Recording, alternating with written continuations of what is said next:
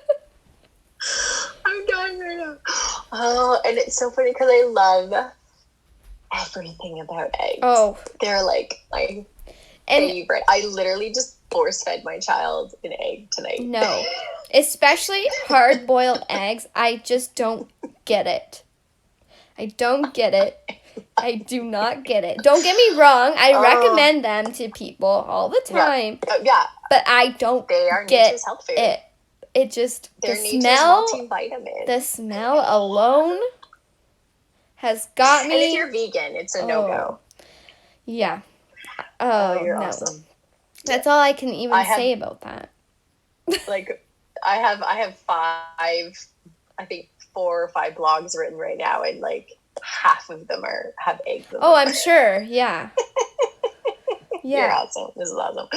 Oh, you're the best. Oh, just terrible. Oh, I should mention also, if the audio doesn't sound 100%, it's because we are virtually chatting. Does that make sense? Yeah. Virtually chatting? We're not together. Yeah, we're on Zoom now. Yes, we're practicing our social distancing. Unfortunately, well, fortunately and unfortunately. Yeah. So if the audio's not perfect, then sorry. Our apologies, but yeah, I'm trying out my my AirPods. They hurt my ears less. I like them. Yeah. So far. I love that you have AirPods. I need some. Okay. Yeah, you do. Is there any other kind of like healthy food or substance that you want to like or you want to incorporate into your diet but you just can't get yourself there? I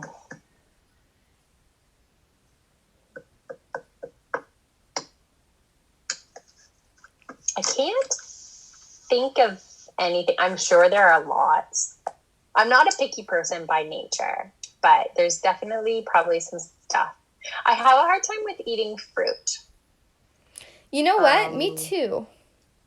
Yeah, I'm a veggie girl, but then I also then have a hard time eating veggies. So, because I'm so used to just putting a powdered concentrate greens in my smoothie that I just kind of forget to eat vegetables, which sucks because I like them. I really do. I enjoy them. Oh, I'm so lazy in the kitchen though. That's my problem. Is I'm lazy in the kitchen. So if it requires prep and with, I have a 2.5-year-old daughter and we're trying really hard to make her eat food. But yeah, it's a challenge. She's interesting. She's challenging. She'll eat sometimes.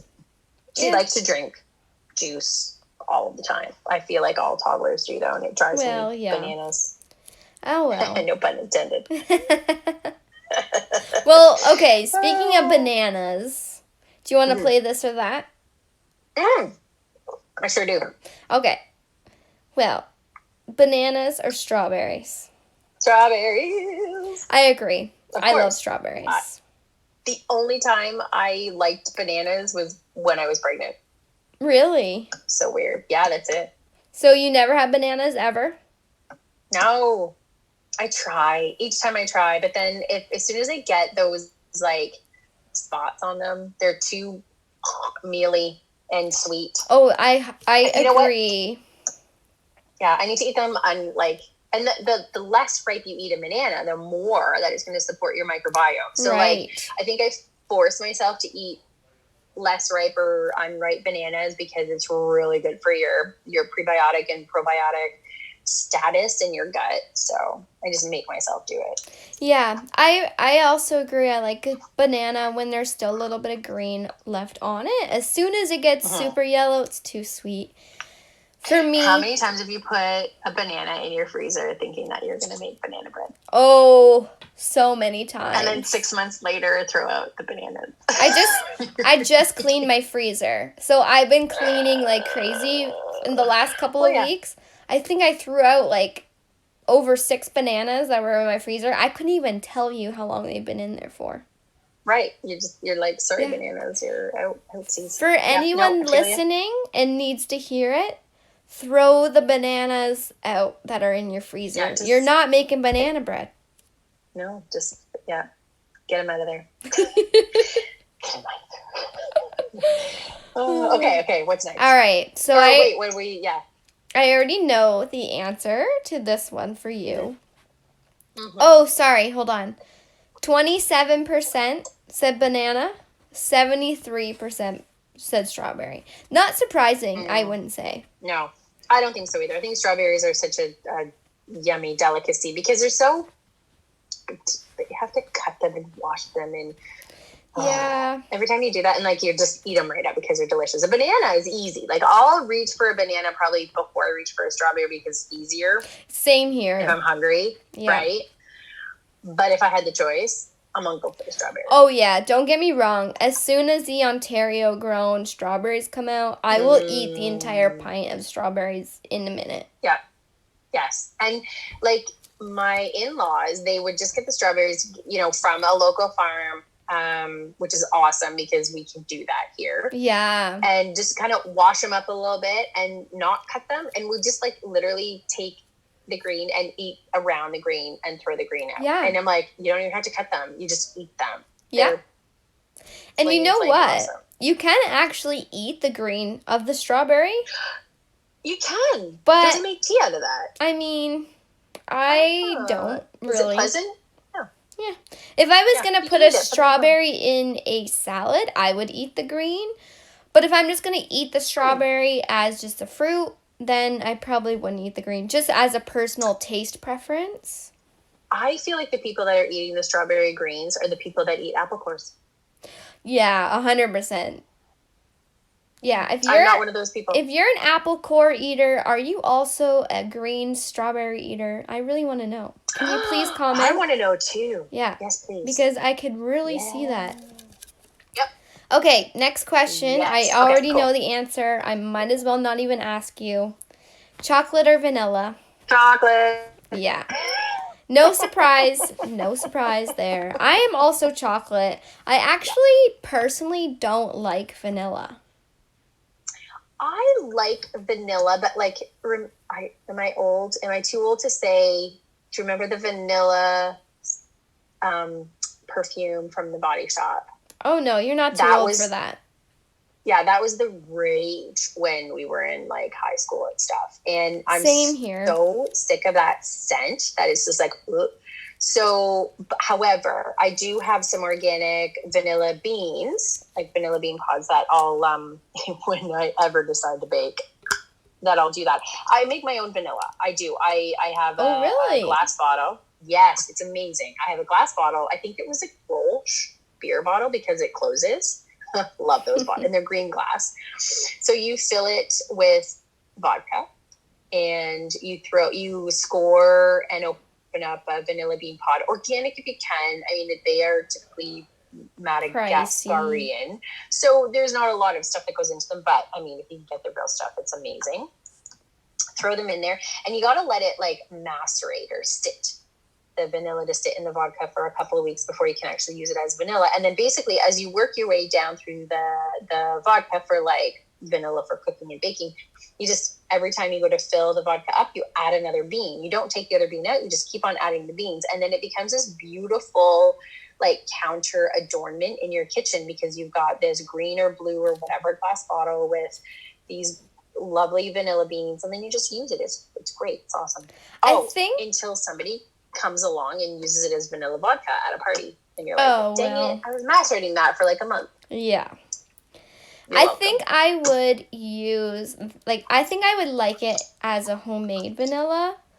I just find, personally, vanilla flavored stuff tastes not the same. Do you know where vanilla flavor comes from? No. Ugh, it's disgusting. It is actually it's from the pulp and paper industry. It's a waste product from the pulp and paper company. So it has like terrible solvents in it, and it's not good. So folks, please do yourself a favor and get real vanilla extract. You can get it in the liquid extract. You can get it in the paste. You can get the beans. You can soak it yourself. Please do yourself a favor and just really get the actual vanilla bean. Do not get the fake stuff because it is Well, horrific. and a good point to point out is that you can get vanilla extract from, your regular grocery store, and it's, I don't know, between $2 and $4. And that's the pulp. And if you look at a real vanilla extract, it's close to at least $20, right? For a really small. I would say like a $15 to $20. Yeah, for a smaller one. So you're wondering where the price difference is. So that makes sense. It's because, one's a real food and one's a waste product. Yeah, so, that makes sense. Yeah. I know where I'm going with that one. So this you might be surprised by, but 57% said chocolate and 43% said vanilla. What? Yeah. So interesting. Yeah. So interesting because I'm such a chocoholic. I know. I thought that chocolate was going to just destroy vanilla. Just take it. No. Absolutely. Huh. All right. That's very interesting. Last one. Spinach or kale? See, it's very little difference for me. It really depends. It depends on what I have in my freezer. Depends on what I'm using it for. I think I end up with spinach more often. Mm-hmm. Meh, but I'm a meh. I'm a 50-50? If it's in front of me, I'll use it. Yeah. Totally. Yeah. I could agree with you on some of your points. Like, I feel like I use spinach more often if I'm cooking because to me, I find spinach has less of a flavor. Yeah. So I can put it in more things without it taking over the whole whole flavor. Yeah. But I do like kale in like a salad. Like I find that it gives that extra flavor. Yeah, and it holds up. Yeah. So I'm kind of 50-50 only because it depends on what I would use it for. Yeah. Yeah, for sure. Okay. I'm with you. So 79% said spinach. What? 21% said kale. Kale, huh? I have kale socks. They're awesome. Shout out to Krista Delhunt. Thank you for my socks. I love them. I wear them all the time. Are you surprised by that? I'm very surprised by that. I really thought it would be more of a 50-50. And I really thought vanilla and chocolate would be more of that 80-20. Yeah. And you know what? I thought that kale was going to go a little bit higher than spinach because, there's been this big kale craze. Kale chip. Right? For so long. Kale has been that staple superfood that everyone knows about. It's been around for the last few years that kale is the superfood, quotation, superfood. Yeah. So I'm really surprised that kale only got 21%. I'm with you there. Yeah. I don't know. That was interesting. Thanks, folks. Yeah. Well, thank you everybody who participated in the this or that. It seems like everyone really enjoys it, so we will continue to do this in our podcasts until, you guys tell me that it's old and boring and find something new to do. So, all right, so before we continue any longer, Tash and I have a confession to make. True. And the confession is, this is actually our second time recording the podcast that you are listening to. Yeah. So the first time we recorded, it was great. We were lovely. We were happy with it. And we lost it. It was a sad day. But that's okay. We gave ourselves some time to cry about it, and we've tweaked a few little things. Like we are brand new podcasters, so we are learning as we go. So it just brings me to the next question, which is, what is your favorite superfood? And we talked about this a few days ago when we originally recorded the podcast. And the reason why I'm bringing up this point is because I'm changing what I originally said as my favorite superfood. Ooh. All right. Do you want to go first? No, I want to hear what you're changing. All right. So the first time we recorded this podcast, I said my favorite superfood was Go-To Cola. Yes. which is really good for the brain. It's really stimulating for your brain. It's great for mental focus and things like that. My actual favorite superfood is something that I use every single day, and that is flax seeds. Oh, nice. Yes, I Yes. do. Yes. So superfood and yep. Nope. I feel you. I like it. It I is like it. my absolute favorite superfood. And Yeah. the one of the reasons why I love it is because you can put it in absolutely anything. Yeah. And there's just such a light, nutty flavor that it doesn't overwhelm flavor. You can put it in salads, smoothies, yogurt, Mm-hmm. anything, Mm-hmm. really. Bake it. Yeah, and I mean, I don't like to bake with flax because I don't like to Destroy the reduce oil. destroy the oil. But whole flax seeds you can. But I Yeah. mean, if you're going to do that, just do bran. But no, I love it. I love the use of flax. Yeah, and then for me too, to kind of build on that, the chia hemp flax Yes. trio Oh, of wonderment, yes. right? Right. Right. So seeds in and of themselves are really great, but the chia hemp flax, just because they all have that really beneficial omega status. So lots of omega 3s, a modest and kind of perfect amount of omega 6s. The hemp and chia and flax in a lesser degree will have your omega 9s, where you would normally get your nines from avocado and olive, but also like a functional fiber, a functional Yes. protein. Like it's just such a good superfood. And Yeah. honestly, they're all absolutely fabulous. They all give a little bit of a different dynamic in Yep. terms of flavor profile, mouthfeel, texture, how you're going to use them, when you're going to use them. But yeah, flax is a good one. Yes. And like what you There's a said. fiber in flax that I like. Yes. And like what you said with the flax, chia, hemp, when do you see one type of food that's going to give you your fiber, your protein, and your fats? Not very Yeah, often. not very And often. we're talking small amounts. Tablespoon, Yeah, 2 tablespoons. And they're very, chia in particular for that. yeah, and they're very easy to add to foods, which I love. So easy. Yeah. So like salads, oh, so good. Yeah, love it. Smoothies, even more so. Oh, yeah, yeah. We may be doing some foreshadowing here, folks. Yeah, if you've heard the word smoothie a few times, and there might be a reason for that, but. Okay, what's your favorite health food? I'm sticking with my original. It's cacao, which Yes. is chocolate. Yes. Which makes sense. Because also, I will say that I'll use raw cacao, or if I'm out of raw cacao, I'll use cocoa powder.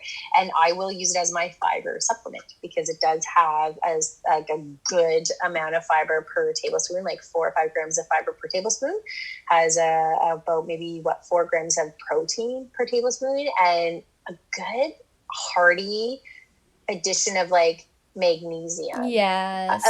among other things. So like cacao is going to maintain, but I mean, again, your chia, flax, hemp, those are all things that you will always find kind of in my freezer, because that's where I keep them. I keep them in my freezer. I use them right out of my freezer just to maintain the integrity of them. Yep.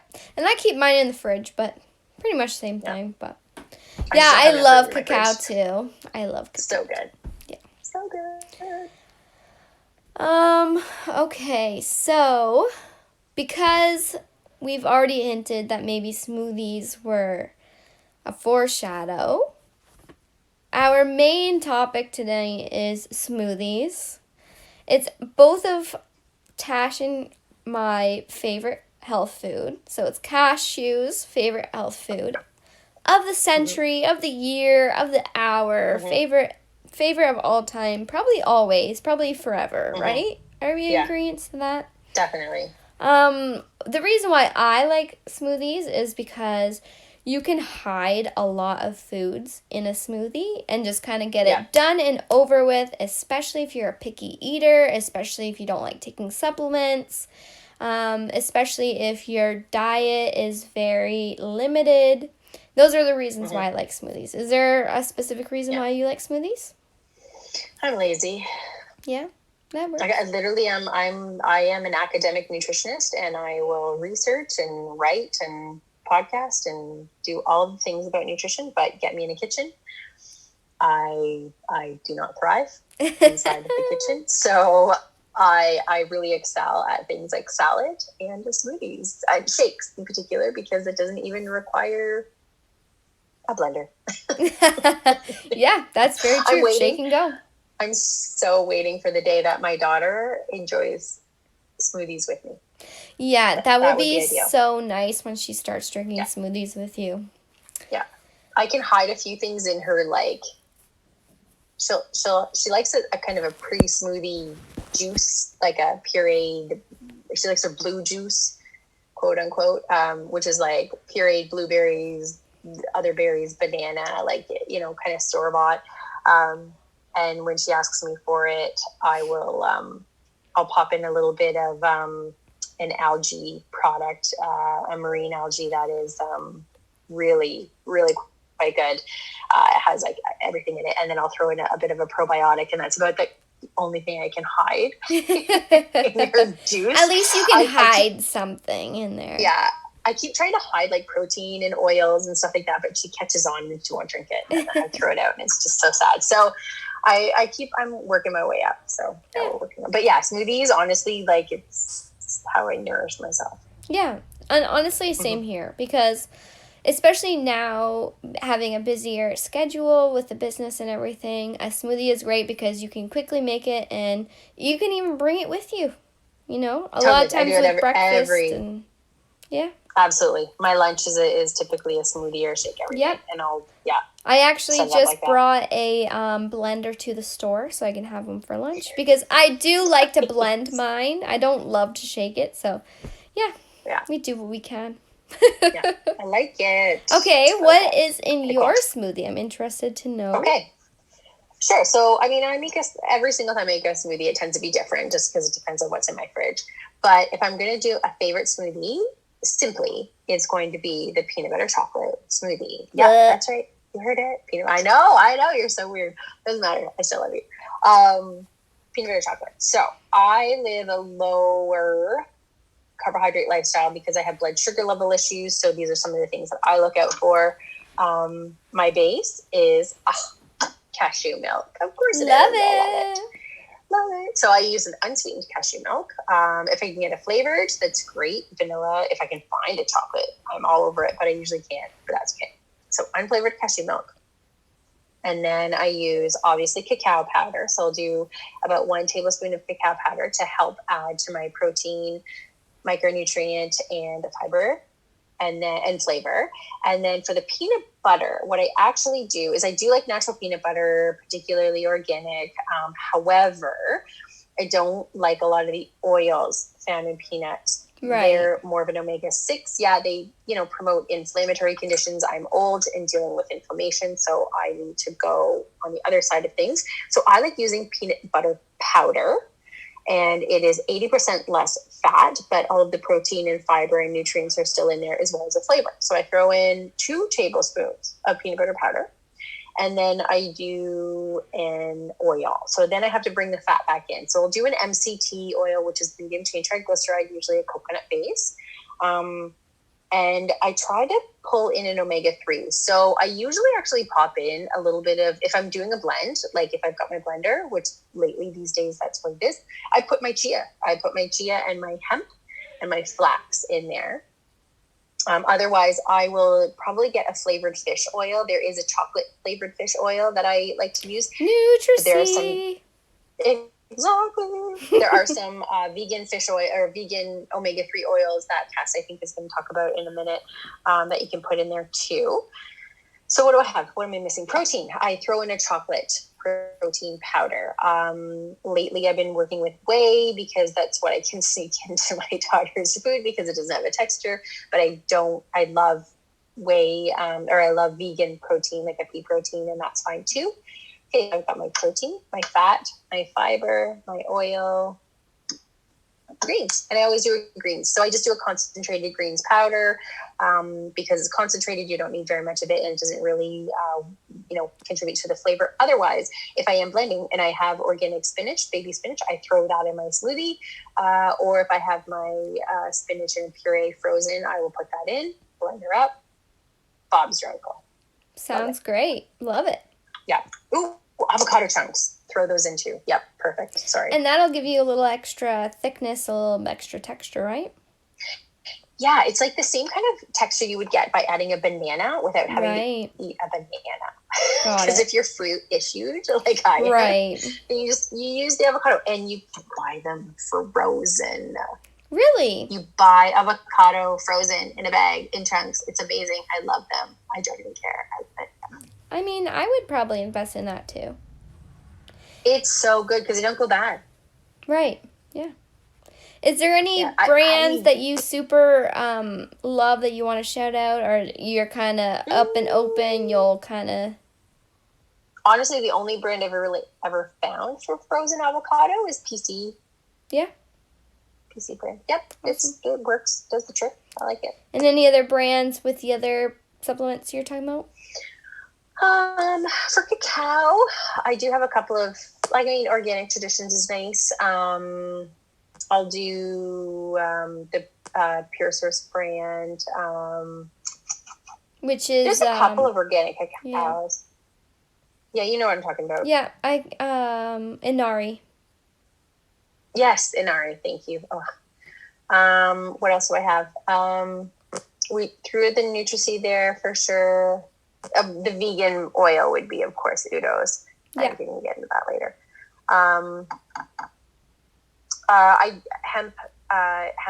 The hemp harvest, Manitoba Harvest is typically the only hemp I can find. For flax, though, I do like Flora because it has a higher lignin, which is a type of antioxidant in that fiber that has a little bit more of an attribute towards your hormonal health, really drawing out excess estrogens from your system. So I tend to use that one a little bit more. However, any ground flax that is in a vacuum sealed or nitrogen flushed bag already to go is where I'm at. And chia, honestly, I think I'm at PC on that one too. So I go with ground chia because I can put it in everything. Yeah, agreed. It's just easier. That's right. Okay, so I have a lot of similarities in my shake. A few things that are a little bit different. So for my base, instead of using a cashew milk, I use water. But that's just because I do put a lot of items in my shake that give it an extra texture anyway. So I just like water because it's the thinnest. I usually, I should just say always, use a vegan protein powder. I have no problems with the whey, especially, I think you said this, but the New Zealand whey is the one that I would go for. But I just like vegan because I actually do like that little bit of extra texture that it gives you. Right. I don't think I actually mentioned New Zealand. Oh, okay. Last time. However, New Zealand, the reason why we say it is because in New Zealand, on the island, they do not allow to get chemicals or hormones in. So it's the most coveted, clean, awesome protein milk product you can have. Okay, sorry, Sandra, go. And actually, just to add to that is because they are so clean, you're actually going to utilize a lot more of the amino acids that are in it than you will a non-New Zealand based. So even if a protein powder looks like there might be a little bit less amino acids than one that's not New Zealand based, it doesn't mean you're actually utilizing those. Yeah, good call. Yeah. I just did a lot of research on them a little while back, so it's important. But it is important. So yeah, I use the vegan. Right now, in my cupboard, I have the Progressive All-in-One, which is protein powder. You've got your veggies in there. You've got antioxidants. You've got fiber. You've got everything in there. I'm just using it right now because I need that little extra push, not being able to do my everyday activities. I just need that little bit of extra nutrition.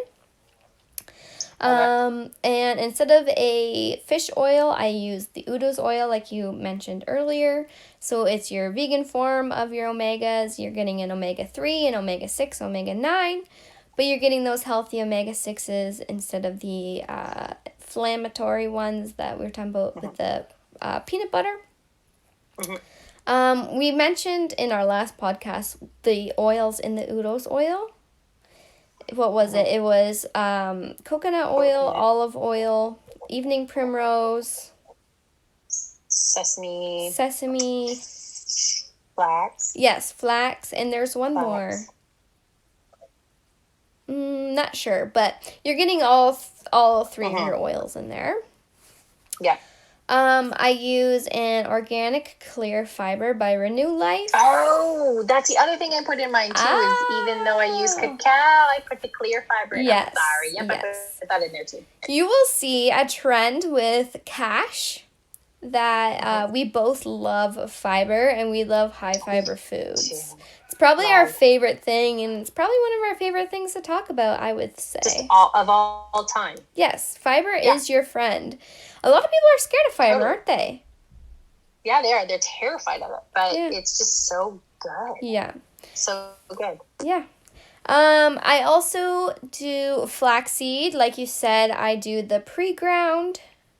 And if you're not using pre-ground, please grind it before you put it in your smoothies or use it, because you can't really use it, or you can't really get the nutrition benefit out of it if it's not ground. Yep.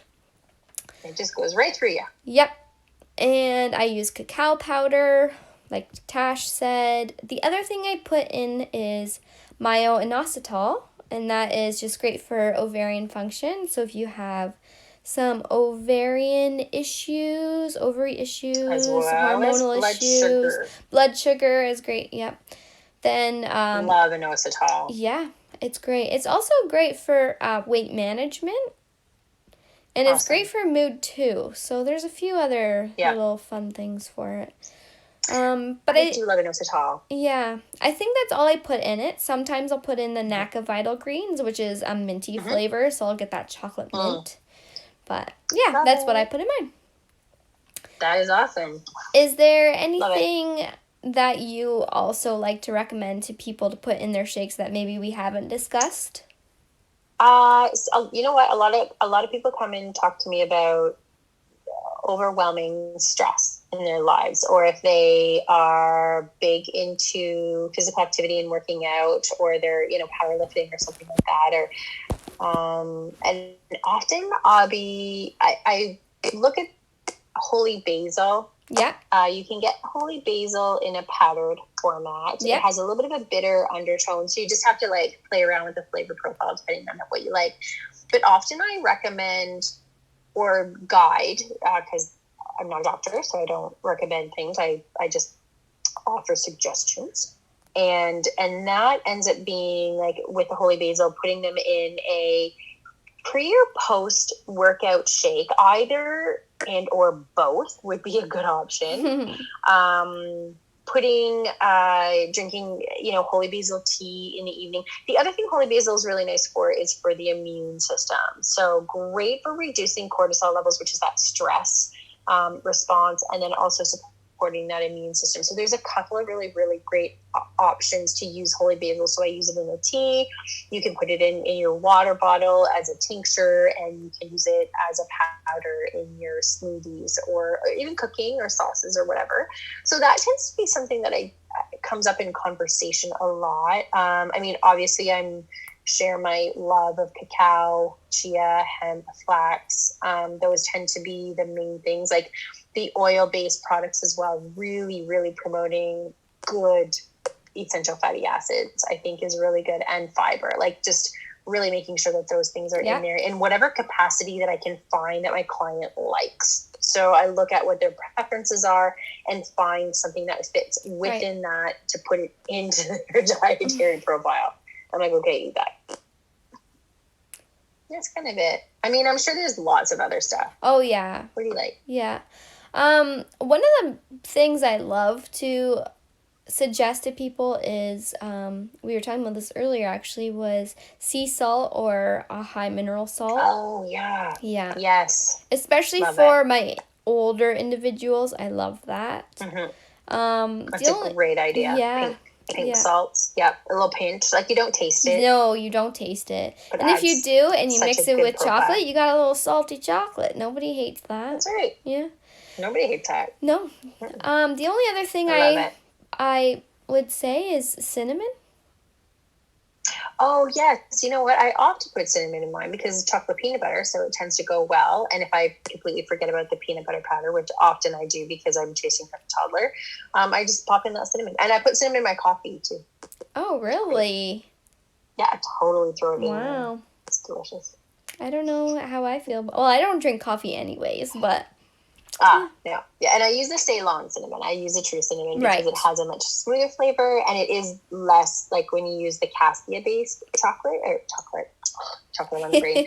When you use the cassia-based cinnamon, if you use it in higher contents, there's a toxicity involved with that one. So if you're going to use cinnamon in a bigger amount, make sure you are using the Sri Lankan or Indian, which is the Ceylon, and it's used for a lot of papers to work with blood sugar levels. So it's used in even the Chinese hospitals to deal with blood sugar inefficiencies. So like dealing with diabetes and that type of thing. Right. So can regulate blood sugar levels. So yeah, so I like to use cinnamon a lot for blood sugar. It's a great antioxidant. Good stuff. Awesome.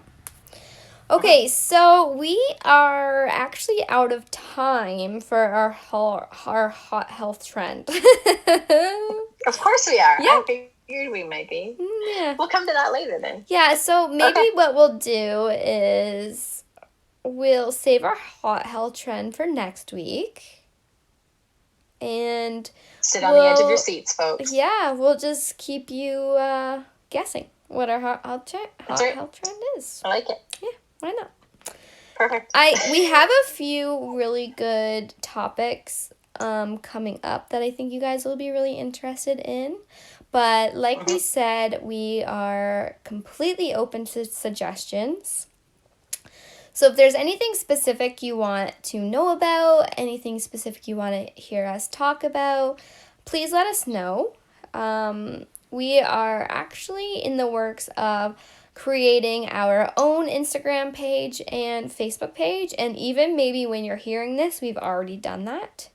But yes, that would be great. At the moment, we haven't, so this might be, the future us already have established this, these pages. So you can always message us on those social media pages.